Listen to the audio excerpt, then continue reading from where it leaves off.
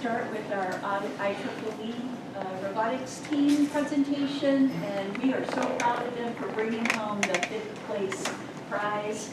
Had a, some amazing pictures. And it's not just an anomaly since we brought home the 5th place prize a couple of years ago. Go USA. Thank you. Thank you. Go. All right, thanks for coming, senior design and faculty, plus a few others, to our talk about parallel development of autonomous robots. We're representing a group of 9 student engineers that competed in the IEEE Southeast competition. This competition changes every year. It's a completely different challenge, and students have about a year to develop a robot and design and build a robot that will compete in that year's challenge to get as many points as they can. This is this year's challenge board, and there's a lot of rules, so we decided to just go over those as we go through. But the important part of this year's challenge for us, you can go to the next one, is that there are 4 kind of interdependent stages, and that was a major factor in our design for the year. So without further ado, turn it over to Matt McDonough to talk about our modular design. Thank you, Corey. So as he just described with the board itself, and as you can see on the screen over there, initial design for how we would set up our robot configuration, intuitively at first started as just a square bot, just a single do-all bot that would navigate from challenge to challenge, completing each task one at a time. But as the competition was stated this year, there was an opportunity to develop multiple bots at the same time. And so we quickly realized that while that would increase the workload marginally, that overall it would allow us to parallelly develop and test all of the individual challenges as we needed to, and sort of allocate our resources a bit more efficiently.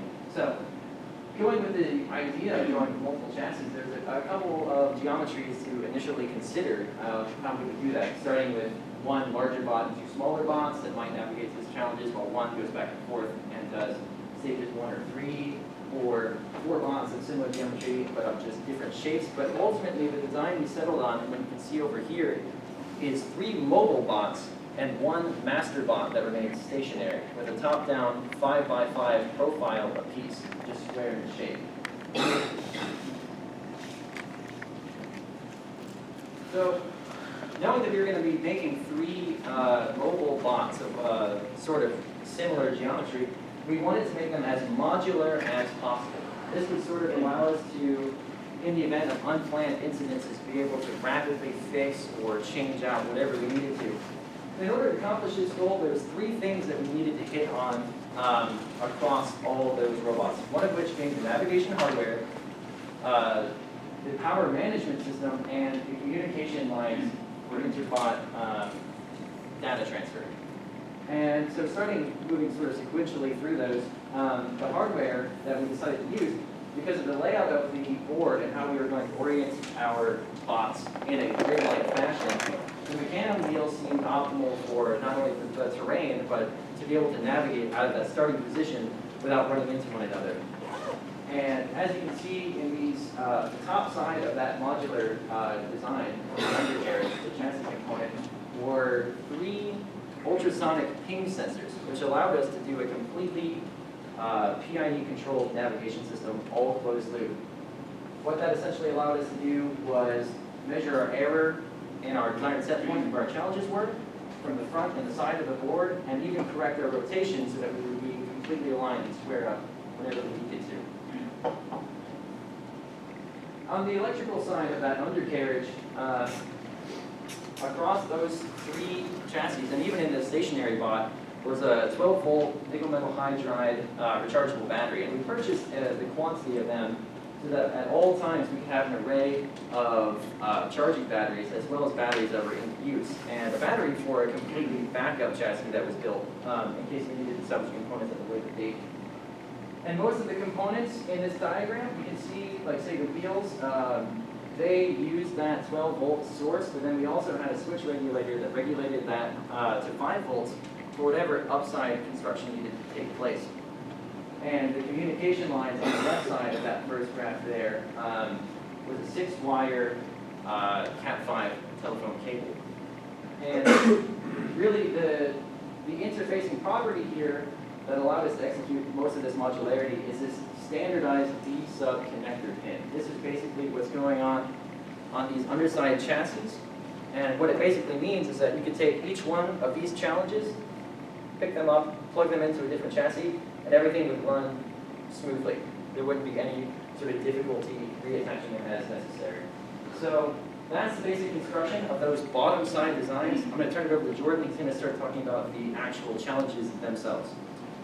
So the first stage of the challenge is called the unknown, and it was basically an electrical component sensing task in which there was an array of electrical components in a random order around this circle at 5 points, and the order of those components would give you a code that then you would send off to another bot to complete a different part of the challenge. So to do this, there's three main things we needed to do. We have to be able to approach it, we have to be able to make contact with the pads, and then we also have to be able to sense the components. So the approach, as Matt mentioned, all the navigation was already pretty much done. We just had to put in set points and drive where we needed to go. The making contact, we decided to have a linear slide mechanism and then these pogo pins, spring-loaded conductive pins to interface with the brass pads that made connection with the actual components themselves. And then we used a MOSFET array of transistors as basically digital switches to switch which load we were testing at a given time. And the particular current and voltage given at our particular test would determine which component we were testing. And I'll turn it over to stage 2. Yeah. So for stage 2, the robot had to detect an electromagnetic field and then respond accordingly. So the robot would go up and hit a vibration sensor, and then a 30-second time would start where there would be random active and non-active states of the electromagnetic field, which was a coil behind the wall. And you had to, it was going to be random, but you would have 4 times that you would have to hit the vibration sensor. So our approach to this challenge was to use a geared servo system, which would allow us to hit the vibration sensor at a fast speed, which we needed because the activation state was only 2 seconds long. And in order to detect the change from active to non-active, we used an electric compass, which would measure an angle from north to where the electric compass was. So when the field was not active, the compass would sense Earth's magnetic north. However, when the coil was active, it would sense that angle instead, which you can see here we had 2 different ranges. So when it was in a certain range, it would do nothing, and then when it was in another range, it would hit the vibration sensor. And now back to Matt for stage 3. Thank you. So stage 3 actually had a fair amount of codependence with stage 1, the stage that Jordan mentioned earlier, in that the code in those arrays from those circuit components that one had to actually solve for ended up being the combination to stage 3, which is, in this case, it's just an encoder knob acting as a dial that's located in the center of the shadow box. And the point of this stage is that you would take that combination and you would navigate to the dial, and with some sort of manipulator, you would go ahead and input the alternating full rotation sequence that you derived from stage 1. So our approach to this challenge, starting with the mechanical side, was how exactly you were going to be manipulating that dial. So you can see on the very right side of that exploded view right there, the end effector that we were using, but the most interesting solution that we incorporated was the custom slip ring that interfaced with the stepper motor that was the rotational element in that gripper. Basically, before we had that element, we would have to drive up to the dial, manipulate it much in the same way that your own hand would manipulate a dial, which is grab it, rotate, open, rotate back, grab again. And we proved that this was way too time consuming, especially if you did want to shoot for a speed objective and just be faster than all other competitors. So this 3-disc radial axial bearing system allowed us to have what is essentially indefinite rotation, where the 3 power, signal, and ground lines from the servo in that gripper would never be bound despite theoretically infinite rotation. It would just keep on spinning as we needed to. Significantly cuts down time. And the way that we would receive that combination from stage 1, because it did have an inter-bot communication element, was we would get a 2-byte package from the master where we would do a few simple operations, store them into an array, and because we knew that in each sequence, each full rotation value would never be duplicated, or that there wouldn't be any duplicates, then we could actually guess the last integer correctly and save a little bit of processing on our side. And Corey's going to take it over and talk about the final stage. So the last stage, arguably the simplest, is at the far end of the board. There's a 6x6 box that you have to get 3 darts through.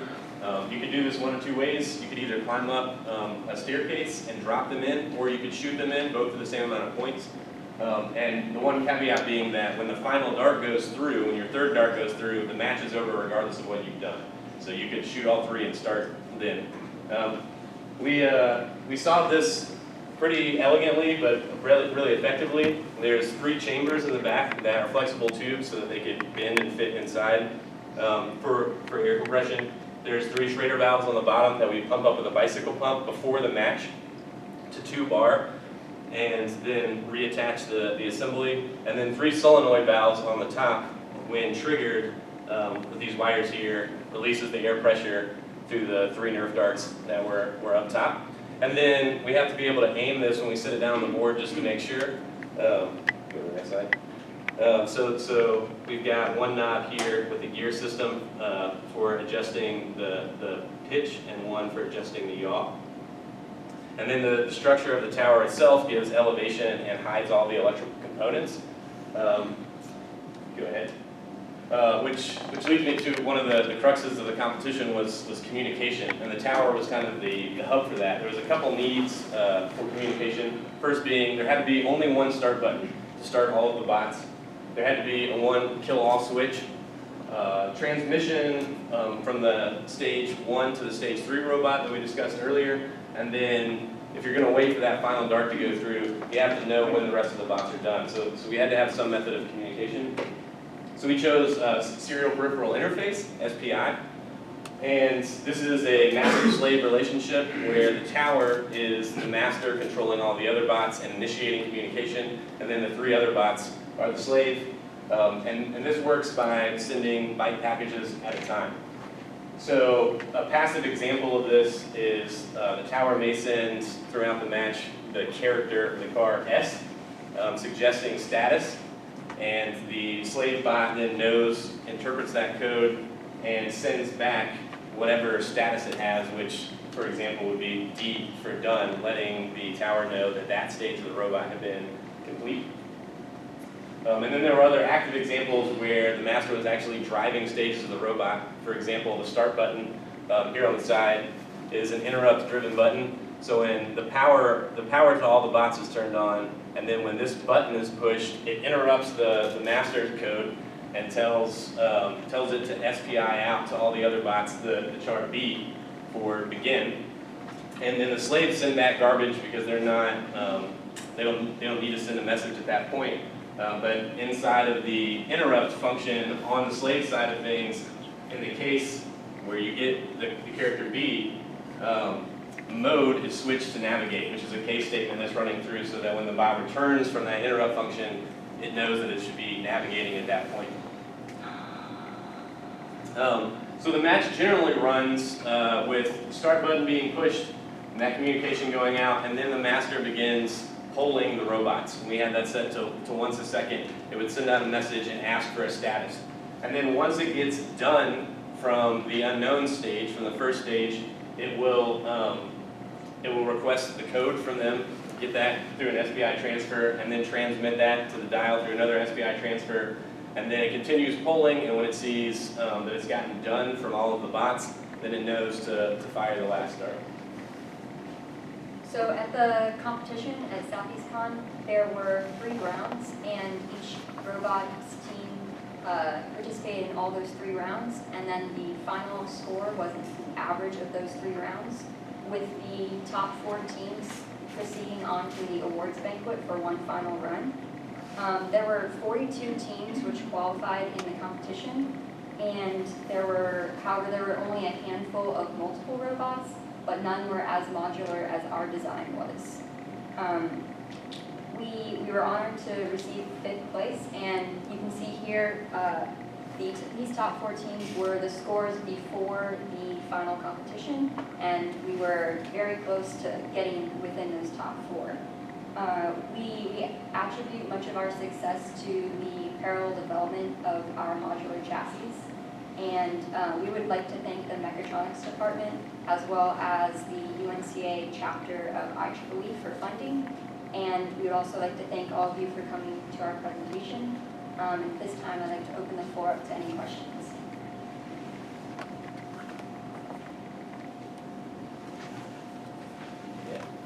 What sorts of things would have made you place higher? I think that was attributed to kind of the waves of competition. We should have focused a little bit more on navigation. That was essentially the thing that bit us was we would, for the unknown, which was a huge part of getting that code, if this was the connection we were supposed to make, we would be off by a millimeter or 2.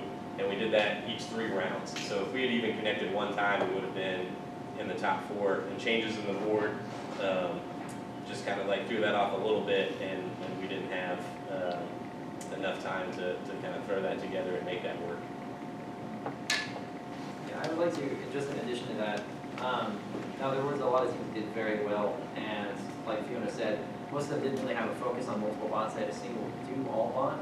And where we saw a lot of the highest scoring rounds was that they were very, I don't want to say simple, I don't want to like, devalue the time that they put into it, but they made a bot that was really good at accomplishing these objectives, in particular. Whereas we had a sort of well-rounded bot that sort of tackled a lot of different things. And so that's really where our potential to get, like, say, a perfect round or something sort of fell in, was that because there's 4 bots, there is just a little bit of wiggle room in every iteration of testing or in every trial where something could just miss the mark by, say, a half centimeter or something like that. Yeah, we tried really hard to hold the balance of we want to go to competition and win with what are our goals educationally, what do we want to have experience with. And so there was a couple things on the bot where we said, hey, why don't we throw a switch and run into a wall and then we'll know that we're there. And we said, no, we don't want to do that because we want to practice a PID controlled navigation and things like that. So we definitely balanced that out. And then in that aspect, kind of to Matt's point, like our bots were some of the fancier bots or maybe the fanciest bot at competition. I guess so. Yeah, I was going to also ask if do they score on things besides just the performance during competition, complexity of design, or was there any scoring on that? I was curious. They actually, one of the person who was in charge of the competition had, it was just based solely on how the robot did in each of those challenges. However, it was cumulative, which was good because then instead of it being the best run, you had to have a consistent robot as well. And we kind of planned for, oh my gosh, these challenges are easy enough to do in 4 minutes, which was the time limit.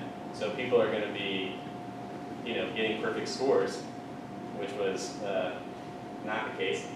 So our bots, I think by far, were the fastest bots to complete things. I mean, like when we put our bots down, they pretty much just zipped out, did the challenge. The lightsaber takes the longest because it has to run 30 seconds based on the challenge parameters. And as soon as the lightsaber was done, the last dart was through, and we were basically over as fast as the match could be over. Whereas some of the bots that won, were kind of like slow poking around the board. Yeah. When everything worked correctly, we had a runtime of about 40 seconds, which when we had an allotted time of 4 minutes was a considerable cut in how long it would take.